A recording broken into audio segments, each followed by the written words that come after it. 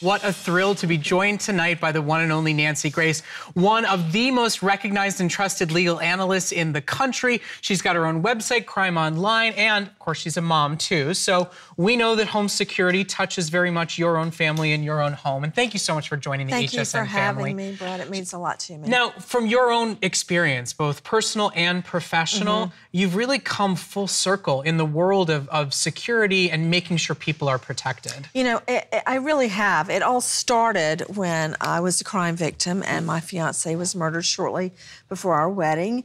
I never imagined that I would become a crime fighter in court and one day have my own family that I'm trying to protect. So you spent all these years kind of protecting the country, making sure you expose the bad guys, and now it's really come into your own home and protecting our children. It really does. It starts in the home, doesn't it? You know, it starts in the home with the habits that you have. And one thing that I think is very important, and I'm basing this on not only on cases that I prosecuted and investigated, but that I covered. I think you need a home phone. I think you need a cordless and maybe even a corded phone, as opposed to a cell phone, which everybody has now. When it matters and you're calling Poison Control or 911, you don't want to drop a signal, right? Not to mention if there's a natural disaster or there's a community issue where everybody's picking up their cell phone. Well, here's another thing.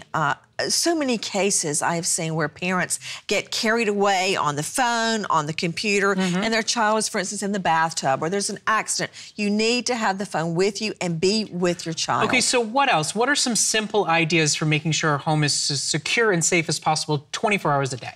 Well, I think that many things you can do are so simple and so easy. I consulted with security experts and they say it's so simple that you keep light bulbs out, that you keep your doors locked when you go in and out. In fact, I've trained the children. They shut the door and they lock it immediately. Now, when you say light bulbs, you're talking about just at all times having lights on so people assume there's somebody at home? How likely do you think it is for a burglar to stick their foot in your kitchen window if a light's shining right on them? Not very likely. And, you know, I always go with the ones that last a long time because I'm only 5'1".